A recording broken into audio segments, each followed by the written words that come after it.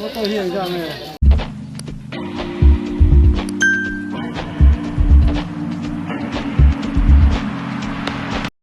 everyone. Ado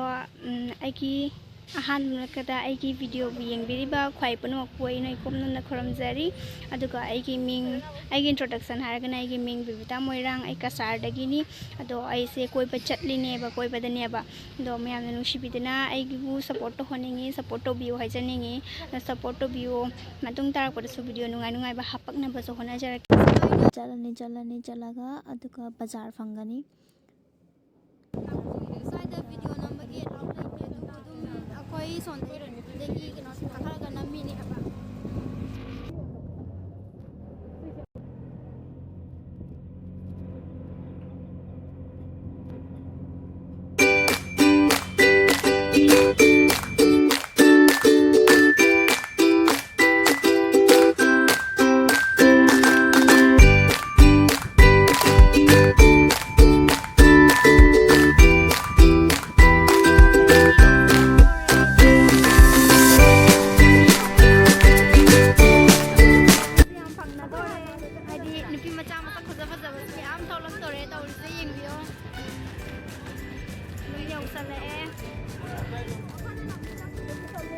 Yauri miyam do makata ba video video ay miyam yauri do kuman to konse am pajai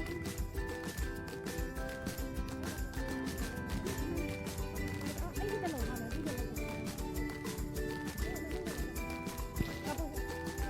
koi ismaina mata ka khale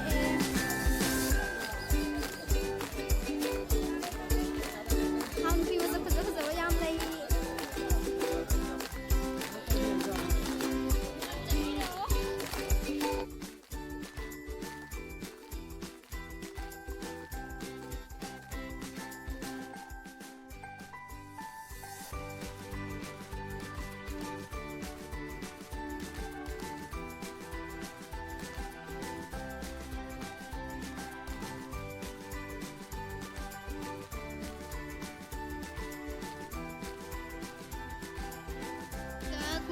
Pajaba hill pajaba su yole siyam pajare miyam do ani mathai lising ahum daman loi pi yam pajai ai so malaurani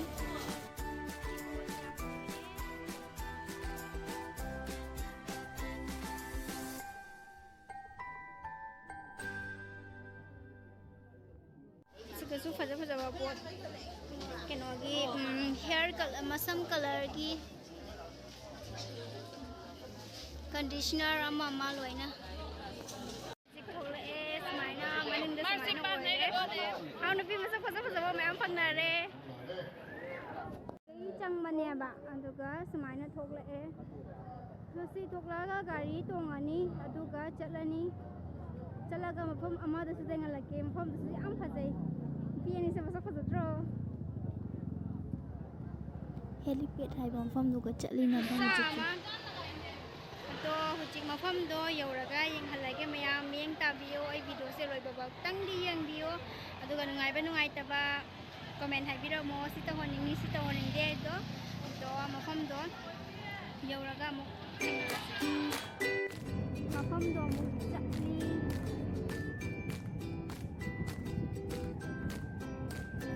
iki masa phaja ba yam le ho re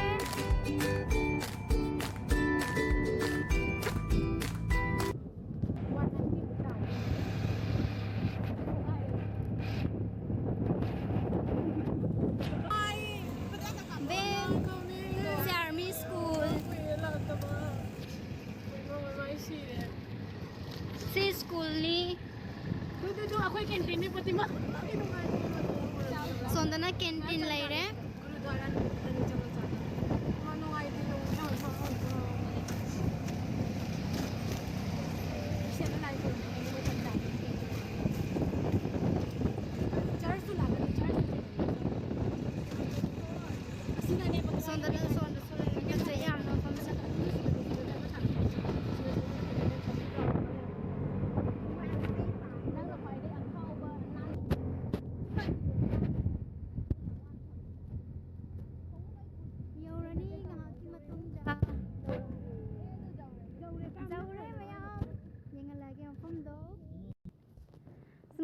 ꯃꯐꯝ ꯁꯨꯃꯥꯏꯅ ꯑꯣꯏꯔꯦ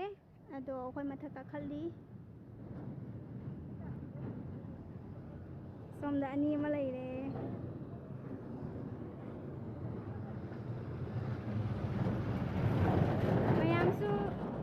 ꯃꯌꯥꯝꯁꯨ ꯁꯤ ꯃꯐꯝꯁꯤꯒ ꯂꯥꯛꯑꯒ ꯀꯣꯏꯕ ꯂꯥꯛꯄꯤꯌꯣ ꯌꯥꯝ ꯅꯨꯡꯉꯥꯏ ꯀꯃꯥꯏ ꯇꯧꯒꯦ ꯃꯐꯝꯗꯣ ꯑꯩꯁꯨ ꯌꯦꯡꯍꯜꯂꯛꯀꯦ ꯑꯩꯁꯨ ꯐꯥꯔꯁ ꯇꯥꯏꯝ ꯆꯠꯂꯤꯅꯤ ꯑꯗꯣ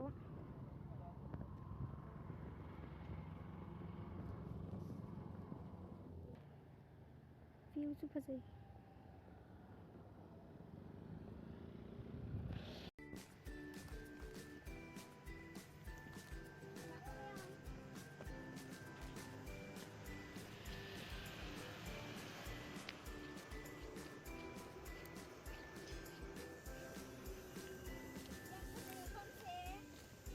ꯃꯌꯥꯝꯁꯨ ꯂꯥꯛꯄꯤꯗꯨꯅ ꯌꯦꯡꯕꯤꯔꯛꯑꯣ ꯍꯥꯏꯗꯤ ꯌꯦꯡꯕꯤꯌꯣꯕ ꯌꯥꯝ ꯐꯖꯩ ꯑꯩꯒꯤ ꯇꯔꯞꯇꯗꯤ ꯌꯥꯝ ꯄꯥꯝꯃꯦ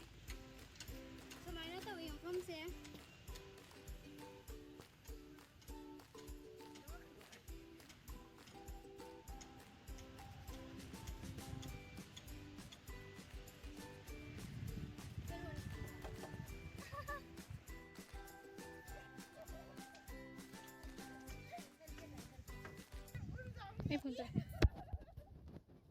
ꯁꯤ ꯍꯦꯜꯄꯦꯠ ꯀꯧꯏ ꯃꯐꯝꯁꯦ ꯑꯗꯣ ꯃꯌꯥꯝꯁꯨ ꯂꯥꯛꯄꯤꯗꯨꯅ ꯑꯦꯟꯖꯣꯏ ꯇꯧꯕꯤꯌꯣ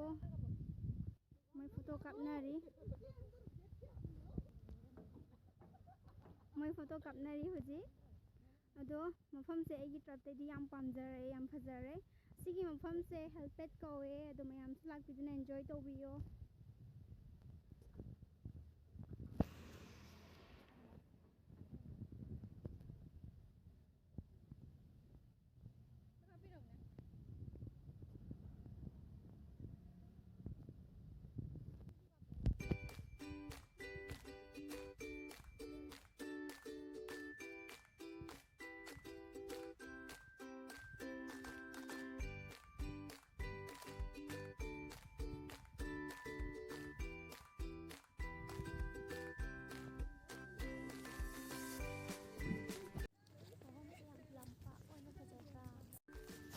ꯐꯖꯩꯀꯣ ꯃꯐꯝꯁꯦ ꯌꯥꯝ ꯄꯥꯛꯑꯦ ꯑꯗꯣ ꯃꯐꯝꯁꯦ ꯌꯥꯝ ꯂꯝꯃꯥꯡꯁꯦ ꯄꯥꯛꯑꯒ ꯐꯖꯕꯗꯣ ꯀꯩ ꯍꯥꯏꯇꯥꯔꯦ ꯀꯃꯥꯏꯅ ꯍꯥꯏꯗꯅꯣ ꯈꯪꯗꯦ ꯑꯩꯁꯦ ꯑꯗꯣ ꯁꯣꯝꯗ ꯂꯩꯔꯦ ꯁꯤꯅ ꯁꯣꯝꯗ ꯑꯣꯏꯔꯦ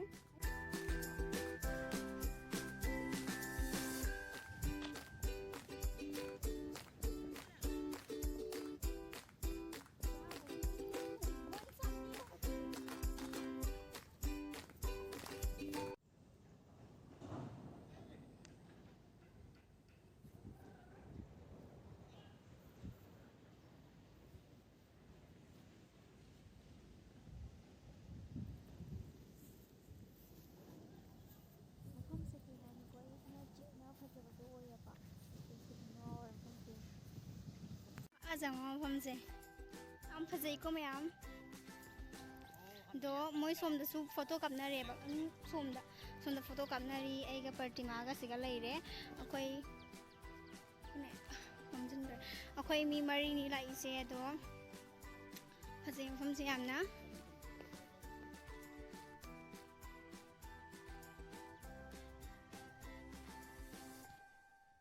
ꯃꯣꯏ ꯁꯣꯝꯗ ꯐꯣꯇꯣ ꯀꯥꯞꯅꯔꯤꯗꯣ ꯑꯩ ꯌꯦꯡꯍꯜꯂꯛꯀꯦꯕ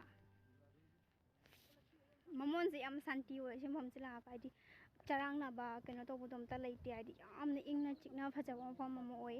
ꯑꯗꯣ ꯃꯌꯥꯝꯁꯨ ꯂꯥꯛꯄꯤꯗꯨꯅ ꯑꯦꯟꯖꯣꯏ ꯇꯧꯕꯤꯌꯣ ꯑꯗꯣ ꯑꯩꯁꯨ ꯐꯥꯔꯁ ꯇꯥꯏꯝꯅꯤ ꯑꯗꯣ ꯑꯩꯒꯤ ꯇ꯭ꯔꯞꯇꯗꯤ ꯌꯥꯝ ꯅꯨꯡꯉꯥꯏꯔꯦ ꯁꯤꯅꯤ ꯁꯤ ꯃꯐꯝꯁꯦ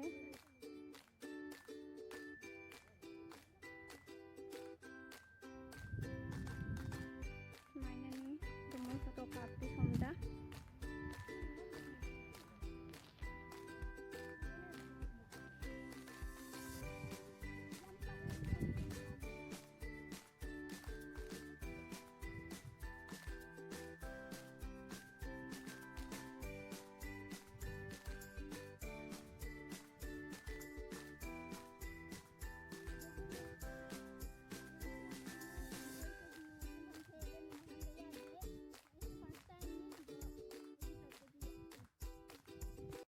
ꯁꯤꯅꯤ ꯃꯌꯥꯝꯗꯣ ꯑꯩꯈꯣꯏꯁꯨ ꯁꯨꯃꯥꯏꯅ ꯐꯣꯇꯣ ꯚꯤꯗꯤꯑꯣ ꯈꯔ ꯅꯝꯃꯦ ꯐꯣꯇꯣ ꯔꯤꯜꯁ ꯈꯔ ꯅꯝꯃꯦ ꯑꯗꯣ ꯅꯠꯇ꯭ꯔꯣ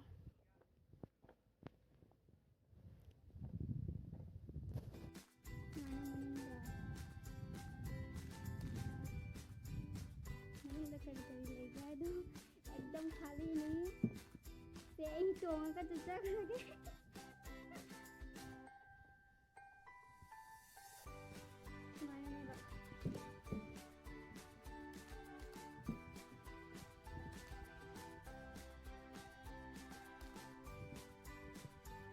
नुंगाइरे अखोइसु फजना कोइरे इमानबी मयामगा अदो अखोइसु युम हन्नबा तौरगे अदो आइगी वीडियो से नुंगाइबिरगदी लाइक शेयर सब्सक्राइब तौबिरमो मयामगी सपोर्ट की याम मथौ ताय अदुना सपोर्ट तौबियो अदुगा कमाय कमायना आइदी मफम फजा फजा मफम दसु येंगहलके कोइबा चटलदी अदुगा चटनबा होनाजगे कमेंट हाइबिरओ करम वीडियो नंबिरोगे हैना करमबना फजागदो मानबदो हाइबिरओ अदो आई मयामगी मतुइना आइसु तौबा ngamnaba honajageba अदो मथंग मथंग मथंग वीडियो मैम हपक्ट्रोबनी मैम नुसीबिदना आइगी वीडियो सिबु लाइक शेयर सब्सक्राइब सोदम खै तौबिरम